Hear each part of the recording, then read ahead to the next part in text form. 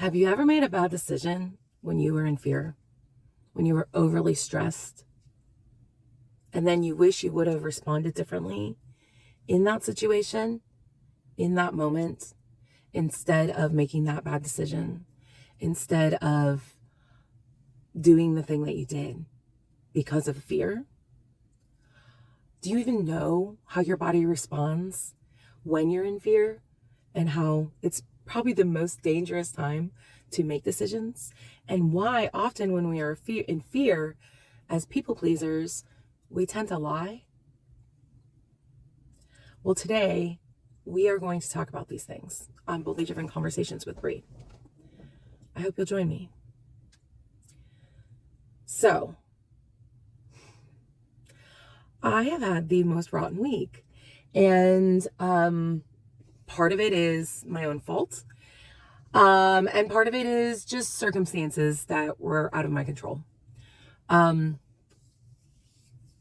So my nervous system has been, it's actually more a week. It's been 2 weeks basically. My nervous system has been in overdrive, and I have been in fear mode with lots of fear responses. And I have made a couple of decisions that I regret and were bad decisions at the time. And I can see where at least one of them was in complete response to fear within being a recovering people pleaser. So I wanted to address that today. It got me thinking about the last couple days. I've been thinking why am I making these decisions? Like, why is my nervous system, I know why my nervous system is all out of whack, but why am I in fear mode, and how, do I get myself out of it? And why am I allowing myself to respond in this way when I know it's not right? I know it's not good. I know it's not healthy. And I know I'm going to end up regretting it, those decisions even more. So I want to tackle this a couple of ways. First, I want to talk about like stretching the truth, lying, not being fully truthful, and why we do that out of fear, specifically as people pleasers, because that's what I found myself up against this week. That has the most dire consequences of my bad choices. So why we lie is because of this deep-seated anxiety, especially as people pleasers, of rejection. We're so worried about being rejected because we have been conditioned that the truth feels unsafe. And so if we are in a place where our nervous systems are completely dysregulated, even when we are aware of our people-pleasing tendencies, when we are aware that we're even afraid, we sometimes will have reactions where we feel like we need to be in control and in protect mode, and we will make bad decisions. And why we do this is because the truth in the past has brought us rejection, abandonment, the loss of love, criticism and disapproval, undue criticism and undue disapproval, and even anger. And so we often will try to avoid conflict and confrontation because these things also bring a loss of control in a situation, and it brings us less control of another person's emotions, which really, in truth, we don't have any control on other people's emotions. We shouldn't try to take control, and we shouldn't take responsibility for other people's emotions. But as people pleasers, recovering people pleasers, we have learned and been conditioned that these things are our responsibility and that we have to control it in order to feel safe. And that's where we make bad decisions out of fear. Specifically, white lies, stretching the truth, not being fully honest with people. So we lie to avoid punishment. We lie to protect a valued relationship. We lie to avoid hurting other people. We lie because we feel vulnerable and fear. And the fear is that this vulnerability is going to jeopardize the perception that people have of us. And it's a self-protection against feeling exposed, vulnerable, and are weak. None of it's good. And when we are recovering people pleasers, oftentimes we are aware of these things that we're doing, where we are in protective mode, where we are not fully being honest in situations. And so what does this look like? Okay, so that's the next thing I want to talk about, is that what does this look like? Because maybe you're saying, yeah, okay, no, just tell the truth. And lying is a horrible thing. Here's the thing about it, though. Every single one of us lies. Don't tell me you don't, because you told Sally you liked her dress when you didn't really like it. Or you have told your boss that you would do something and you knew you weren't going to actually follow through on it, and you told them that anyway. Or you've told your kids that Santa Claus is real. Lying is lying is lying. Some people are way more sensitive to it than others for lots of different reasons. And lying is not good in any form. We all do it. Not excusing it. But I think it's important for us to all acknowledge that. As people who are recovering people pleasers, there are specific reasons why we do this. And they look different sometimes. So how this will often look like for a people pleaser who is in protective mode, in fear, their nervous system is dysregulated for whatever reason, and they are making irrational decisions. They're making decisions that they wish they wouldn't have made out of fear, is they will agree with others even when they don't agree. They will say, oh yeah, I really like that. Or, yeah, me too. Let's go with that. Even though that would not be, let's go for Chinese, even though they really don't like Chinese. They are going to go with the flow in certain things because they don't like conflict and they don't like confrontation, and they don't want their opinion to be disvalued. Oftentimes they will pretend to enjoy certain activities that they don't like. Running, like, oh yeah, I love to run. And then they'll go running with their person and they hate it. And the thing is that oftentimes the person you went running with also can see that you don't like the running. You don't like the activity. And so what we have done then is we have actually brought more pain into that relationship by not being honest and being like, I don't like to run. Let's find something that we actually like. But instead, the people pleaser oftentimes, when they're feel surprised by having to make a decision or are in a time of anxiety, in fear, they will make a decision and say they like something when they don't. Oftentimes they will exaggerate accomplishments to impress someone that they're around. I know I have done this with my parents. I have a lot of parental wounding. And so, especially when I was a younger adult, I would always tell my parents like all the really good things going on in my life. And I would exaggerate them a little bit because I wanted them to really be proud of me. I wanted them to be proud of my accomplishments, even though they were teeny tiny little accomplishments and they weren't, what I esteemed as super successful. I wanted them to think that because I wanted their approval. And that's where like people pleasing comes from oftentimes, is childhood wounding of wanting approval and not feeling unconditional love. So oftentimes what happens is we exaggerate things to impress someone that we want to feel value from, that we want to feel love from. People pleasers, what this will look like with these small lies is they will try to hide their mistakes or their bad choices. So they will say they didn't do something when they did it. They will, because they know they made a mistake and they don't want that disapproval and they don't want their perception value to go down with someone. So they will hide their mistakes and bad choices. They will lie about it. They will also avoid voicing concerns. If they have concerns about something, like in a group setting especially, if they have concerns about a choice that's being made, oftentimes they will not speak up because, again, they don't like confrontation. We don't like conflict. And so instead, we're just not going to say anything, which is also a lie. It's the omission of truth by not saying anything, by not speaking your concerns. Oftentimes, people will just go along with other people's plans, even though they know they are not right, they are wrong, or they're bad. They're not good. I remember so many times in college going along with some plans that I knew were not right. They were not good. But I was too much of a chicken to say, hey, let's not do that. And I went along with it. And bad things happened. But I didn't voice up. I just went along with those bad plans. And then I too was going to feel the repercussions of those choices. People pleasers will lie to avoid arguments. And you have to remember, all these things are out of fear of being out of control, being in conflict or confrontation, being seen as less than, not being loved, being abandoned, rejected, having criticism, disapproval, or anger. Okay. So this is why the people pleaser or recovering people pleaser, especially the recovering people pleaser, when you are in like dysregulated from stress or in fear, you are going to tell these white lies. You are going to do this.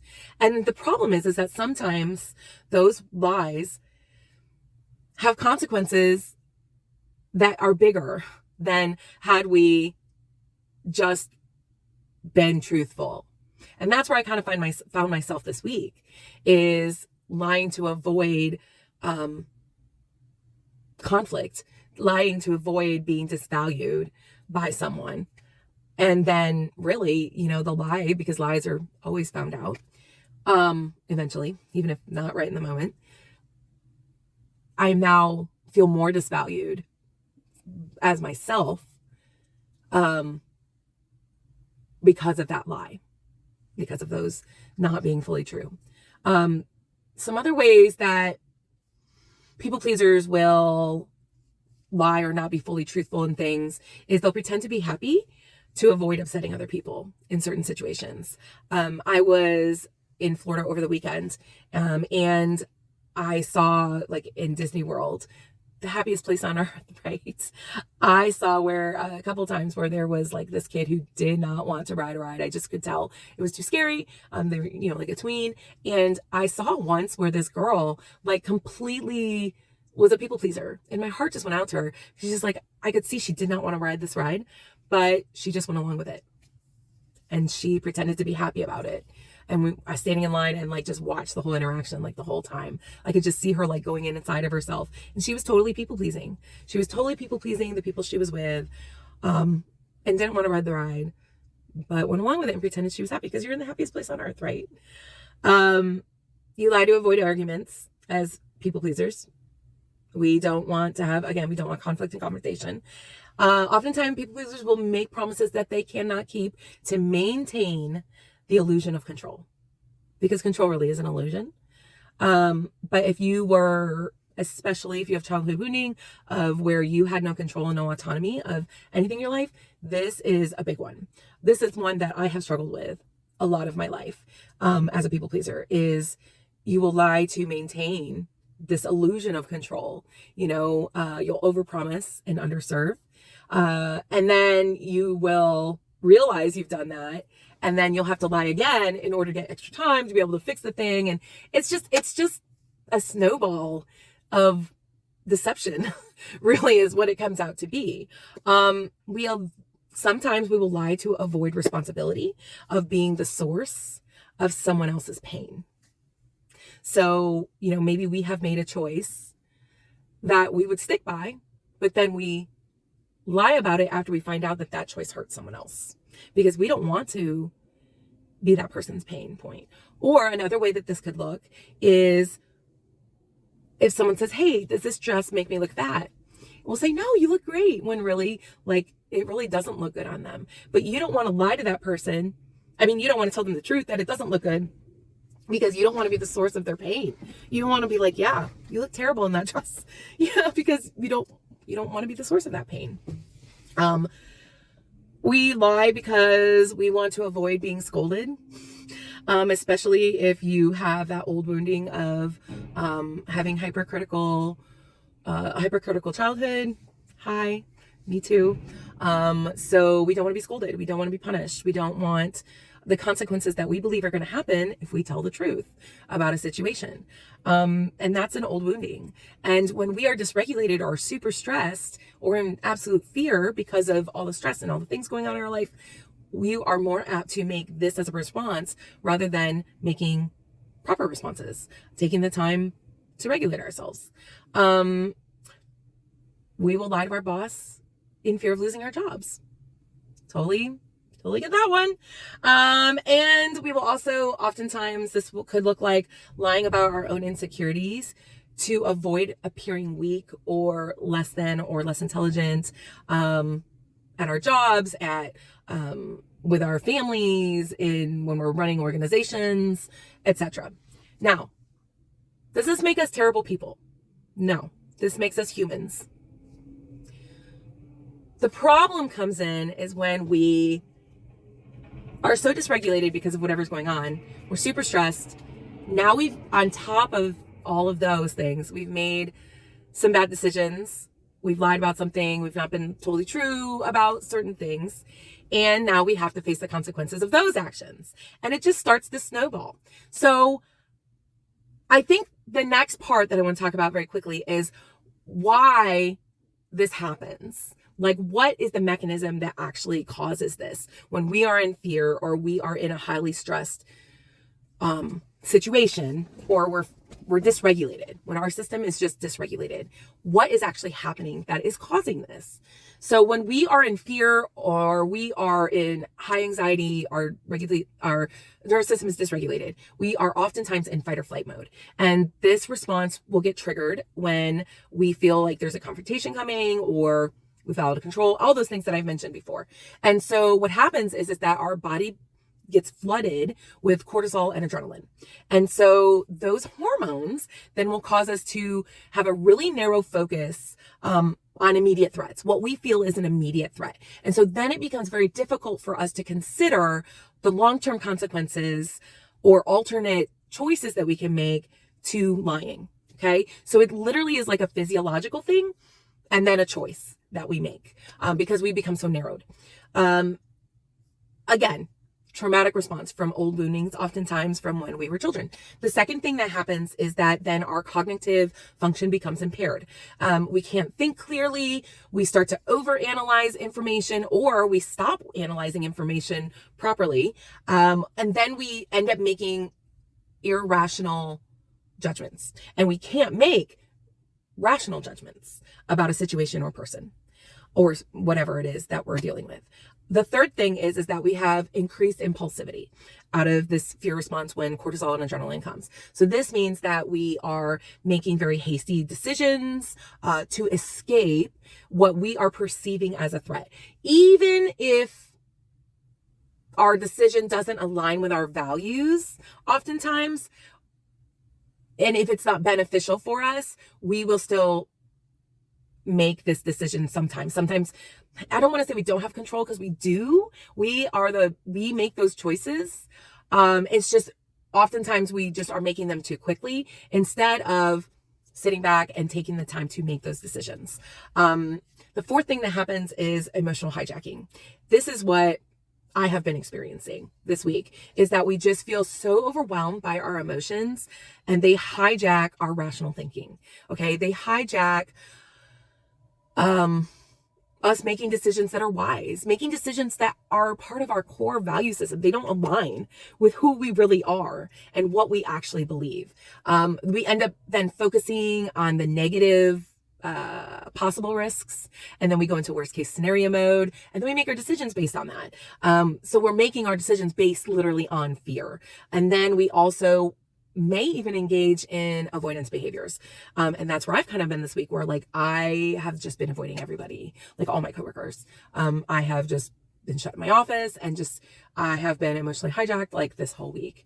And so we just aren't making, because we know we're not making good decisions. And so we just go into total avoidance mode, which is not necessarily healthy at all, because then we make even worse decisions that end up hurting us and hurting others. It's not good. It's not good. And then the last one that can happen is that we can get cognitive bias. And this will be like confirmation bias, where we seek out information that will actually like support and confirm our already existing belief. And then we'll also confirm our already existing fear and anxiety oftentimes. And then there's also anchoring bias, where this is where we overly rely on like the first piece of information we get, even if it's not reliable information and or true. So what can we do about this, right? What can we do? Well, I know what I wish I would have been doing this week. as the first thing when we're tempted to lie. What can we do when we're tempted to lie, or we're tempted to not, when we're tempted to go into, avoidance mode, and we're tempted to just continue to make these decisions, right? That are not wise decisions when we're in people pleasing mode, is the awareness, right? We have to ground ourselves. We have to be aware of these things. We have to take deep breaths, practice mindfulness, be in that present moment, understand all of our senses, like just be present. And also I find that like physical movement is something that helps. After I had a situation yesterday where everything kind of came to a head after this whole bad week, when I made just a really bad decision. I still regret it very much so. Sorry.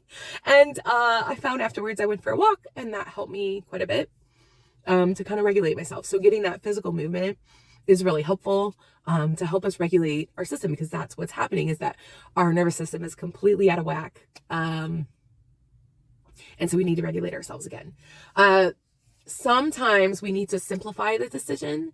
And this is useful in certain scenarios where we just use the if-then method. So if I do this thing or say this thing or make this decision, what is going to happen, kind of thing.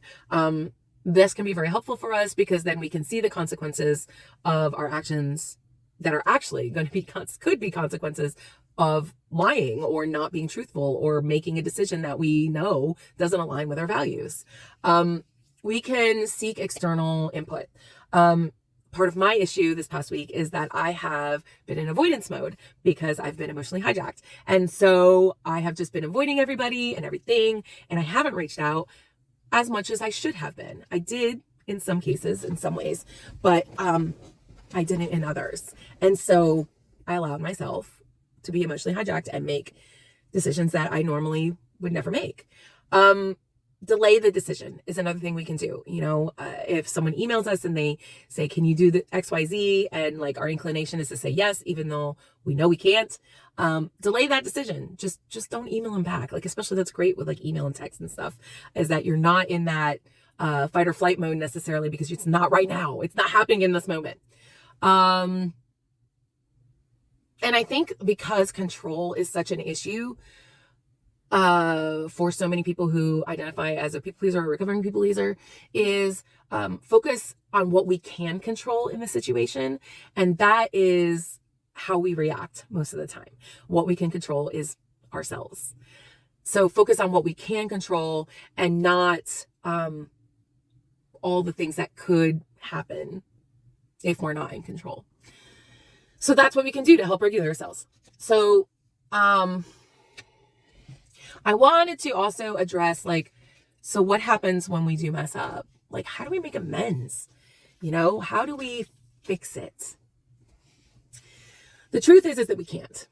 When we have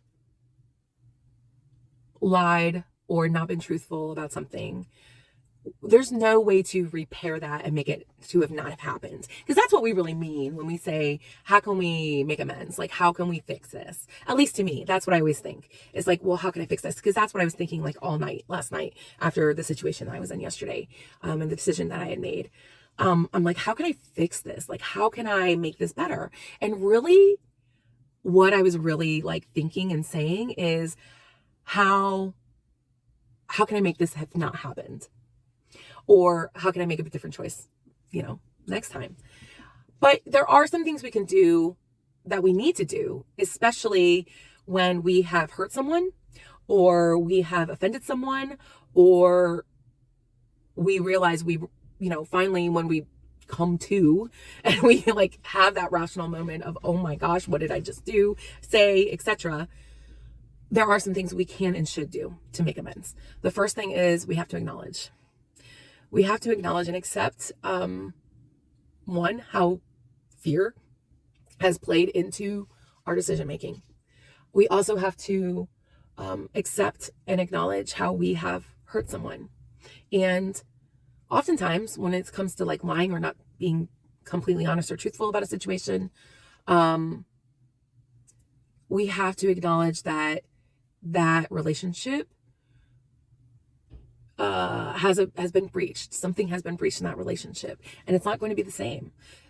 We have to accept responsibility for our actions. And the hardest part of this is to do this without harsh self-criticism. And this has been the crux for me. I have been really harsh with myself, especially in the last 24 hours, about some decisions that I made and a choice that I made. And it's not helpful. It's not helpful. But we do need to take that radical responsibility, because mistakes are a part of our human experience. Everybody makes mistakes. Everybody has failures. Some people just do it more publicly than others. And some people are able to hide them, which is still lying, than others.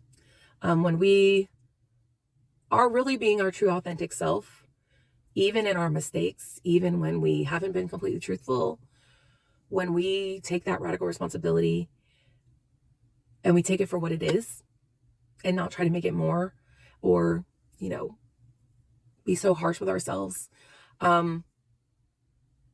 that is taking the radical responsibility. It's not whipping ourselves with criticism. It is just being authentic and being genuine.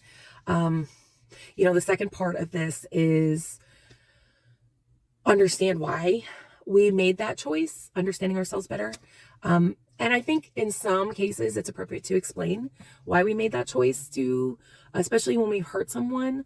And we don't use that as an excuse for why we did what we did, but sometimes it will help someone heal if we are able to understand ourselves and then communicate that with that person, why we made that choice that seems to go against, that doesn't align with who they believe us to be, or why, it's really important for us to understand, especially so that we don't do it again, so we don't make that same mistake again. And why do we make that choice beyond fear? Beyond the fear, there's something, deeper there, and figuring that out is going to take time. And it takes self-reflection. And, what is that root cause of why we made the choice that we made out of fear? So the third thing then I guess would be is to take that corrective action, is repair the damage. If it's repairable, repair it. And what can you do to rectify it? And then avoid the excuses or blaming others, taking that radical responsibility. And then we have to express genuine regret. It has to be genuine. It has to be real. It has to be authentic. And you're going to feel vulnerable and you're going to feel weak, because you can't control if that person is going to forgive you or not. You can't control if they're going to accept your apology. And if you have broken trust with this person, you can't control whether they are going to trust you again or not. You can't control whether or not they're going to feel disappointed in you. That's a big one. As people pleasers, we don't want to disappoint people, right? And so when we have done that, it's painful. It's very painful, but we can't control after the fact of making them not disappointed with us or make them trust us again. So we have to express our genuine, sincere apology. And I think a big part of apologies, and I've talked about this before, is asking for forgiveness, not just saying I'm sorry, but asking for forgiveness to give that person that we've offended or hurt, the control to be able to accept our apology or not, And then I think the last thing is that, and this is the process that's really long, is we have to rebuild trust. We have to rebuild trust. And this process can take a really long time. Like you may have had a wonderful relationship with someone and then you make one bad decision, and it does. It hurts the relationship, whatever kind of relationship. It can be an intimate relationship. It can be a familiar relationship. It can be a friendship. It can be a professional relationship. You have to earn back that trust. You have to rebuild that trust. And the way we do that is being completely transparent. We have to be consistently transparent in our actions, our words, our deeds. Everything has to align. And it's going to take time. And we have to be patient, because we made a wrong decision. When we've admitted to someone, hey, I haven't been completely honest with you about this thing, whether it's because of people pleasing or whatever other reason, we have to be patient with that person, because we're the one who was in the wrong, and we have to earn back that trust. So Bold challenge. If you identify with anything that I have said today, I challenge you to make amends where maybe you feel like you haven't made amends. You want to be still in control. Maybe you don't identify with what I'm saying. You're judging, and you're just like, if you've gone this far in the video and you're still judging, I'm sorry. You could get off the video now because this wasn't for you. But if you just don't really get it, like you don't understand it, or like there's something there, and you're still watching and you're like, yeah, there's something there, but I don't totally get it. Maybe you need someone to help walk you through this process of understanding yourself. It's really, really important, especially for people who identify as a people pleaser or a recovering people pleaser. If you find yourself and you're in this cycle of, because you're dysregulated or for whatever other reason, or maybe you haven't really addressed your people pleasing issues, you need someone to walk with you through it. It's really important that you have someone you can talk to that is going to be trustworthy, that is going to help you, not judge you, and help you through being able to be honest all the time. And here's what's really crazy is that as someone who identifies as a recovering people pleaser, you have really good days and stints and times where you're really being authentic and real and vulnerable, and you're allowing yourself to be perceived certain ways. You're allowing people to disapprove you. And then all of a sudden you get dysregulated because something new happens or something happens, and you start playing those old patterns again. And you feel sick about it because you know the results. You know what it feels like. You don't want to do that. And that's why I say oftentimes we're recovering people pleasers, because we're going to make mistakes along the way. And that doesn't make you a bad person. It doesn't make me a bad person. It doesn't make us a horrible human. It just makes us human. I think that's the other part of my bold challenge to you, is that if you are identifying with this, you're probably being really harsh with yourself. Hi, I see you. Me too. Don't do it. It's not going to help. I challenge you to reach out to someone, whether it be a friend, a trusted colleague, a coach. Reach out to someone and allow them to help you up, and allow them to encourage you and remind you that you're not a horrible human being. You're just a human who makes mistakes, who's on a journey towards authenticity and boldness. I see you. I'm not saying that lying's okay. I'm not saying that people pleasing's okay, but you're human, and that's okay. So I hope this was helpful for you, and have a great weekend.